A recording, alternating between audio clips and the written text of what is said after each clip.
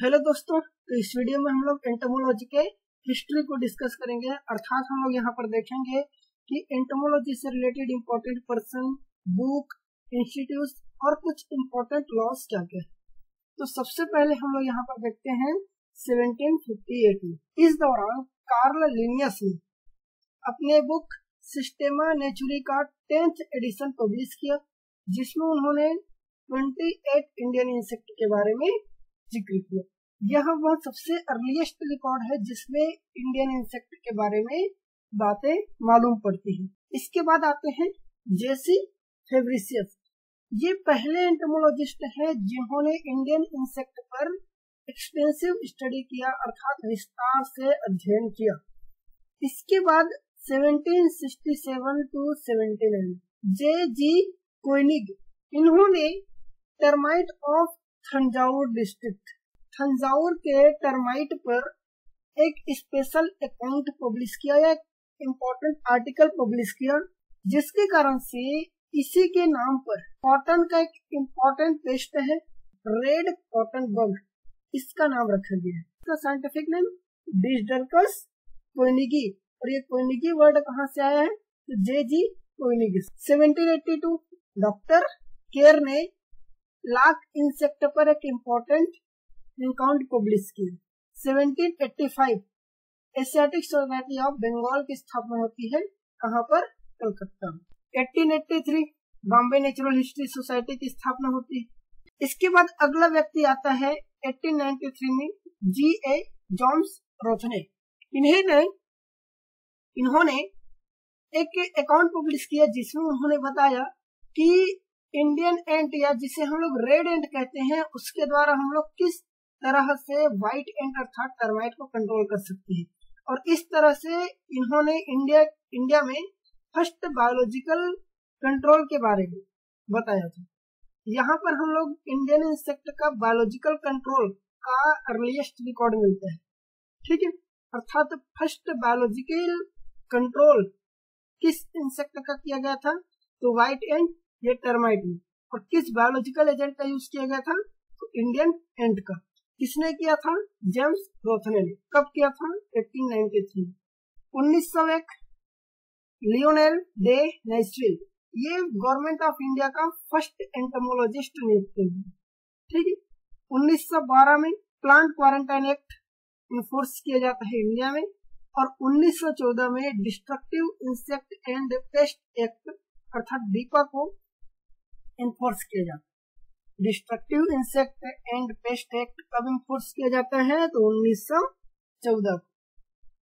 1 जनवरी 1937 को entomological society of India की inauguration हुई, ठीक है। 1 जनवरी 1937। इसके फाउंडर कौन रहे? H.S. पृथ्वी, हेम सिंह पृथ्वी। आगे 1946 इसमें directorate of plant protection quarantine and storage DPPQS इसका स्थापना होता है। इसका हेडक्वार्टर अभी कहाँ है? फरीदाबाद, यूपी में। Directorate of plant protection quarantine और स्टोरेज, ठीक है। लोकस्ट वार्निंग ऑर्गेनाइजेशन की स्थापना होती है 1939 में। इसकी हेडक्वार्टर कहाँ पर है? जोधपुर।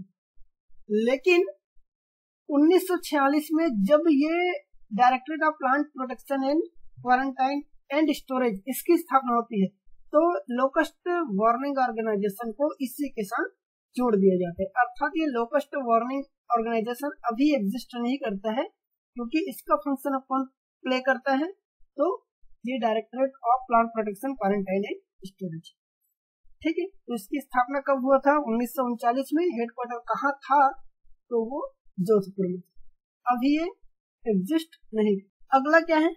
1968 जिसमें सेंट्रल इंसेक्टिसाइडल एक्ट लागू किया गया। सेंट्रल इंसेक्टिसाइड एक्ट कब लागू किया गया था? 1968 में, जो कि फोर्सिया लॉ के रूप में इंडिया में कब लागू हुआ तो ये 1 जनवरी 1971 को ये इंडिया में इन्फोर्स हो गया था। इनेक्टेड मतलब ये पार्लियामेंट से ये पास हो गया था, राष्ट्रपति का सिग्नेचर हो गया था, लेकिन ये इंडिया में रूल के तहत कब लागू हुआ था तो ये 1 जनवरी 1971 वर्ल्ड मॉस्किटो डे कब मनाते हैं? 20 अगस्त को। 20 अगस्त को ही क्यों? क्योंकि इसी दिन 20 अगस्त 1997 को सर रोनाल्ड रॉस ने ये पता लगाया था कि मलेरिया मॉस्किटो के द्वारा ट्रांसमिट होता है, अर्थात मलेरिया का ट्रांसमिशन का मॉस्किटो के साथ लिंक है। इसका पता किसने लगाया था? रोनाल्ड रॉस ने 20 अगस्त 1997। इसी कारण हम लोग 20 अगस्त को वर्ल्ड मॉस्किटो डे के रूप में सेलिब्रेट करते हैं। इसी कारण सर रोनाल्ड रॉस को 1902 में नोबेल पीस प्राइज दिया गया। किस क्षेत्र में? मेडिसिन के क्षेत्र। ठीक है। एक चीज याद रखना, ये जो मलेरिया जो होता है वो किसके द्वारा होता है? तो ये होता है प्लाज्मोडियम नाम के परजीवी का है। और ये प्लाज्मोडियम नाम का जो परजीवी है वो फीमेल एनोफिलीज नाम के मस्किटो के सलाइवरी ग्लैंड में प्रेजेंट होता है। जब ये मस्किटो किसी ह्यूमन को काटता है या उसको पेनिट्रेट करता है तो इस सलाइवरी ग्लैंड से ये जो पैरासाइट है वो इंसान के शरीर के अंदर चला जाता है और मलेरिया डिसीज कॉज करता है। 1953 national malaria eradication programme launch किया गया। फॉरेस्ट रिसर्च इंस्टीट्यूट कहाँ पर है? देहरादून में। इसकी स्थापना कब हुआ था? 1906 में। जैसे हमारा इंडियन एग्रीकल्चर रिसर्च इंस्टीट्यूट ये काम करता है किसके अंदर पे? ICAR इसके अंदर में काम करता है। ठीक उसी तरह से ये जो FRI है वो किसके अंदर में काम करता है? ये काम करता है Indian council of forestry research and education. इसके अंदर ये FRI काम करता है। ठीक। जूलॉजिकल सर्वे ऑफ इंडिया की स्थापना कहाँ हुआ था? कोलकाता में। 1925 में इंडियन लॉक रिसर्च इंस्टीट्यूट की स्थापना होती है। कहाँ पर? रांची में।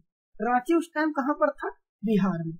वर्तमान में 20 सितंबर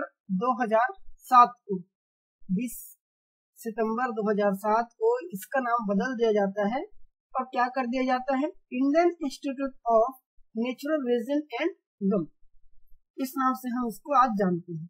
इसका हेडक्वार्टर वर्तमान में कहाँ है? रांची, झारखंड। लेकिन जब बना था तो इसका हेडक्वार्टर कहाँ था? रांची में ही था, लेकिन वो बिहार प्रोविंस में था। ठीक।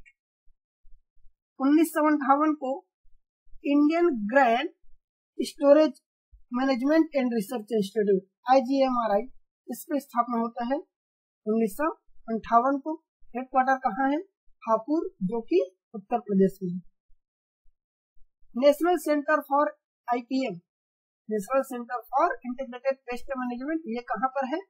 ये न्यू दिल्ली में। इसकी स्थापना कब हुआ था? फरवरी 1988। ठीक है। Central plant protection training institute, central plant protection training institute, इसकी स्थापना हुआ था कब? 28 अगस्त 1966। ठीक। इसका हेडक्वार्टर कहाँ पर है? हैदराबाद, आंध्र प्रदेश में। 11वें 5 ईयर प्लान जो कि 2009 में लागू हुआ था, इस दौरान ये जो central plant protection training institute है इसका नाम बदल दिया जाता है। किसमें? National institute of plant health management. ठीक है। और ये कब किया गया था? 2009 में। ठीक। हेडक्वार्टर कहाँ है? हैदराबाद, आंध्र प्रदेश। इसके बाद 1931 में a text book of medical entomology, इस नाम से बुक लिखा जाता है पैटर्न एंड क्रैक के द्वारा। 1963 में हैंडबुक ऑफ इकोनॉमिक एंटोमोलॉजी लिखा जाता है डॉक्टर TB रामकृष्ण अय्यर के द्वारा। 1963 में a text book of agricultural entomology Hemsingh Pruthi के द्वारा लिखा जाता है। MS मानी ने 1968 में जनरल एंटोमोलॉजी करके बुक लिखा।